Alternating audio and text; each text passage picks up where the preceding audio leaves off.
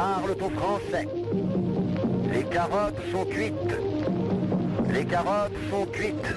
Sud Radio Berkov dans tous ses états. Et oui, dans tous nos états, bien sûr, comme toujours et comme tous les jours, et nous sommes là pour avoir question à tout, et vous le savez, avec vous, auditeurs de Sud Radio.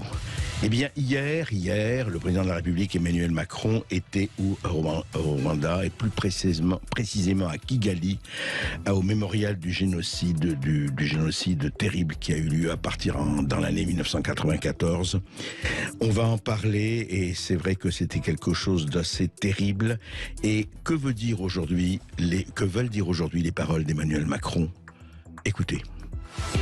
Sud Radio Berkov dans tous ses états, le fait du jour. Vive le pardon dans nos cœurs et dans notre pays, en Afrique et dans le monde entier. Vive le pardon. Très très très belle chanson de Kizito Mihigo, le Rwandais Kizito Mihigo, qui est l'apôtre de la réconciliation rwandaise, justement, au moment où après l'horreur, eh bien il faut réconcilier et que la vie continue, et c'est bien, et il y a participé. Et est-ce que Emmanuel Macron y participe? En tout cas, c'est son intention en allant faire un discours justement à Kigali hier. Écoutez cet extrait. Elle a un devoir, celui de regarder l'histoire en face et de reconnaître la part de souffrance qu'elle a infligée au peuple rwandais en faisant trop longtemps prévaloir le silence sur l'examen de la vérité. La France n'a pas compris qu'en voulant faire obstacle à un conflit régional ou une guerre civile, elle restait de fait aux côtés d'un régime génocidaire. En ignorant les alertes des plus lucides observateurs, la France endossait alors une responsabilité accablante. Seuls ceux qui ont traversé la nuit peuvent peut-être pardonner. Nous faire le don, alors, de nous pardonner. Alors ces paroles rappellent effectivement, elles sont en partie contenues en mars, un rapport d'historien dirigé par Vincent Duclerc, consacré au rôle de la France au Rwanda, avait conclu en mars dernier aux responsabilités lourdes et accablantes de la France et à l'aveuglement du président socialiste de l'époque, François Mitterrand, et de son entourage face à la dérive raciste et génocidaire du gouvernement Hutu que soutenait alors Paris. Charles Onana, on vous avait reçu il y a quelque temps, il n'y a pas si longtemps, pour votre livre, un livre passionnant que je recommande, je l'ai déjà dit aux éditeurs de Sud Radio, Enquête sur un attentat, Rwanda, 6 avril 1994, aux éditions de l'Artilleur. Vous êtes docteur en sciences politiques et spécialiste de l'Afrique, des Grands Lacs et des conflits armés. Et vous avez effectivement bien esquissé l'origine de cette horreur qui a eu lieu. Mais parlons d'aujourd'hui, donc, reconnaître les responsabilités, régime génocidaire, responsabilité accablante, faites-nous le don de nous pardonner, et la France a un rôle, une histoire, responsabilité politique. Qu'en dites-vous ? Eh bien, il y a beaucoup d'ambiguïté, beaucoup de non-dits, beaucoup de contradictions dans cette affaire-là, parce que tout le monde aujourd'hui, il est bon ton de tirer sur le président François Mitterrand, de parler de son aveuglement, de parler des erreurs et des fautes. Je pense qu'il faut savoir rendre à César ce qui est à César. Le président Macron a parlé également dans son propos des accords d'Arusha. Mais qui est l'instigateur des accords d'Arusha? C'est bien le président François Mitterrand. Et c'est absolument incroyable qu'on ne puisse pas relever au moins le fait que ce régime, le président Habyarimana, que tout le monde critique aujourd'hui, et les rebelles Tutsis qui étaient en conflit armé, c'est parce que Mitterrand a exercer son influence sur Habyarimana que la possibilité d'un dialogue a pu permettre aux deux parties d'arriver à la signature des accords de paix d'Arusha. Est-ce qu'il serait malhonnête intellectuellement de le reconnaître et de le reconnaître comme une action de politique étrangère de la France dans cette affaire-là? Donc vous dites, Charles Onana, quand Emmanuel Macron dit que la France a un rôle, une histoire et une responsabilité politique, vous vous dites oui, mais elle est positive à ce moment-là. Ben, ou pas? écoutez, si on prend les séquences de cette affaire-là, on va constater que dans tout ce qui s'est dit aujourd'hui, de tous les acteurs politiques au niveau international qui étaient impliqués dans ce conflit, le seul pays qui est en auto-accusation d'abord et en accusation ensuite, c'est la France. Est-ce que vous entendrez des Américains se mettre en accusation comme les Français le font aujourd'hui vis-à-vis de leur pays? Je ne crois pas. Est-ce que vous entendrez les Britanniques qui étaient impliqués aux côtés du FPR se mettre en accusation aujourd'hui par rapport aux conséquences de la prise de pouvoir de Paul Kagame, aux conséquences au Congo? Je ne crois pas. Donc la France est aujourd'hui le seul pays, non seulement qui ne reconnaît pas le travail qui a été fait par,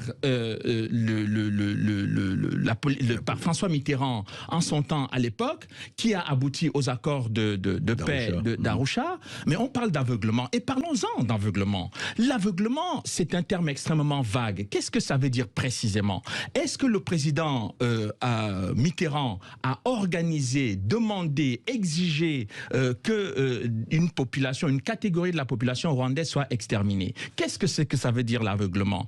On parle d'accords militaires, mais les accords militaires, c'est pas Mitterrand qui a signé les accords militaires avec le Rwanda. C'était à l'époque de Valéry Giscard d'Estaing. Et puis ensuite, lorsque la guerre a été déclenchée en 1990, la première offensive militaire, que fallait-il faire? Fallait-il laisser le FPR venir prendre le pouvoir au Rwanda par la force, comme le FPR l'a fait finalement en 1994? Le FPR de Kagame. De Kagame, avec l'extermination évidemment des millions de morts qu'on a eu par la suite, ou fallait-il empêcher cela et amener les gens sur la table des négociations pour obtenir des accords de paix et pour pouvoir arriver à une élection démocratique? Je crois que ce qu'on est en train de faire aujourd'hui, le signal que la France est en train de lancer aujourd'hui à travers cette initiative au Rwanda, est un mauvais signal aux démocrates africains. Parce que les démocrates africains sont des gens qui continuent de croire et d'estimer qu'on doit arriver au pouvoir de façon pacifique par les élections libres et démocratiques. Qu'on soit minoritaire ou majoritaire, il faut arriver à convaincre qu'on est capable de gouverner dans l'intérêt général, dans l'intérêt national. Et pas par des coups d'État, par des attentats terroristes et par la violence. Et c'est ça, c'est cette position-là que la France a du mal à voir, que les dirigeants français actuels ont du mal à voir dans les relations franco-africaines. Ce que vous dites donc, Charles Onana, c'est qu'un discours comme celui-là, en fait, si on regardait la géopolitique d'aujourd'hui, en 2021, des États africains, vous m'avez dit justement hors antenne, mais à ce moment-là, pourquoi le Rwanda et pas tous les autres? C'est-à-dire, la France, en proclamant sa relative responsabilité, mais responsabilité quand même, puisqu'il l'a dit, vous dites à ce moment-là, géopolitiquement, ça ouvre la porte à beaucoup de choses. Mais écoutez, soyons précis. J'ai eu la chance de faire une enquête sur la Côte d'Ivoire. En 2011, lorsque le président Laurent Gbagbo a été renversé à la demande et avec l'aide du président Nicolas Sarkozy. Cette affaire-là a créé des millions de morts, y compris des militaires français. 9 militaires français ont été tués dans le bombardement du camp militaire français de Bouaké. Qu'est-ce qui est arrivé dans cette affaire-là? Il est arrivé que non seulement le président Gbagbo a été renversé dans une affaire de politique intérieure qui relevait des élections démocratiques dans ce pays, la France de Nicolas Sarkozy avait soutenu une rébellion, comme les Américains ont soutenu la rébellion de Paul Kagame au Rwanda. Eh bien, c'est la rébellion qui a remporté la victoire à la place d'une élection libre et démocratique. À la suite de cela, qu'est-ce qui s'est passé? Il s'est passé effectivement que le président actuel de la Côte d'Ivoire, non seulement il a fait les 2 mandats que lui attribuait la Constitution, mais il a modifié la Constitution pour faire un 3e mandat. Et la France n'a rien dit. Elle a validé cela. Bon, est-ce que on pourrait aujourd'hui, à partir du moment où on reconnaît ses fautes au Rwanda, est-ce que les Français, M. Nicolas Sarkozy par exemple, seraient tout à fait fondés d'aller demander des excuses aux Ivoiriens pour une action illégale qui a été menée là-bas?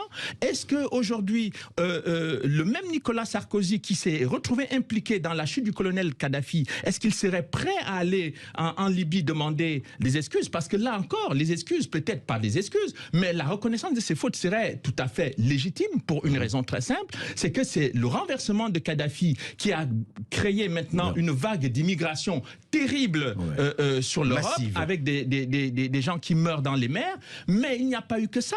Il y a eu le déferlement des armements utilisés par les terroristes dans l'ensemble du Sahel. Ça, c'est une faute lourde et une responsabilité lourde quand on est un pays comme la France qui a... Alors, quand vous allez demander, vous allez vous excuser, vous allez demander à reconnaître vos fautes au Rwanda, oui. Où effectivement la France est bien comportée, là où elle s'est mal comportée, comme ça a été le cas en Libye et en Côte d'Ivoire, qu'est-ce qu'on fait? Est-ce que demain les Ivoiriens, quand ils vont demander aux Français, vous avez reconnu les fautes au Rwanda, il faut que vous reconnaissiez les fautes en Côte d'Ivoire, les Français vont dire non. Quand ils demanderont, quand les Libyens demanderont aux Français, vous avez commis des fautes graves ici, avec des conséquences sur l'Europe, sur votre pays, y compris sur l'ensemble de terrorisme, parce qu'il y a des Français qui sont enlevés au Sahel, d'autres qui ont été tués, des militaires français ont également été tués au Sahel. Et à l'intérieur, on le sait, avec l'exportation de la chose, etc. Oui. Vous allez aller demander des excuses aux Libyens. Je pense que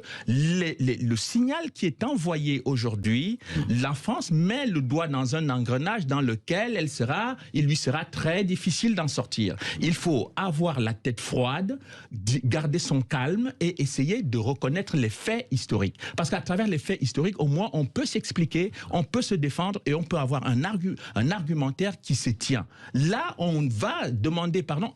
C'est quoi la contrepartie de cette reconnaissance? Monsieur Kagame, aujourd'hui, n'a jamais reconnu le moindre mal qui aurait été fait aux Français. Il y a 3 Français qui ont été tués dans l'attentat. D'ailleurs, c'est la famille des pilotes qui avait demandé, effectivement, la famille des pilotes français. La famille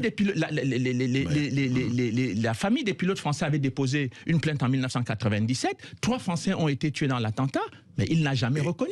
Et non lieu en 2020. Et voilà. Et puis, le président Macron a dit, par exemple, il faut que l'œuvre de la justice soit poursuivie. Mais l'enquête sur les victimes françaises de l'attentat est bloquée à Paris par des manipulations politiques. Je sais de quoi je parle puisque j'ai travaillé dessus. Ben oui. Et quand il y a 2 gendarmes français qui ont été tués en 1994, pas un mot, ni du côté rwandais, ni du côté français. Est-ce qu'on peut aller, quand le président Macron dit qu'il faut faire don de pardon, je suis totalement d'accord avec lui qu'il faut faire don de pardon. Mais vous savez, en Afrique, on fait don de pardon à partir de la vérité. On ne fait pas don de pardon sur le mensonge, sur les ambiguïtés, les non-dits. Là, il y a beaucoup de non-dits, beaucoup d'ambiguïtés et beaucoup de mensonges. Et peut-être que l'émotion, justement, dans sa forme, peut-être l'émotion est légitime, mais l'application de l'émotion ne l'est peut-être pas. Restons, comme vous dites, la tête froide et dans les faits.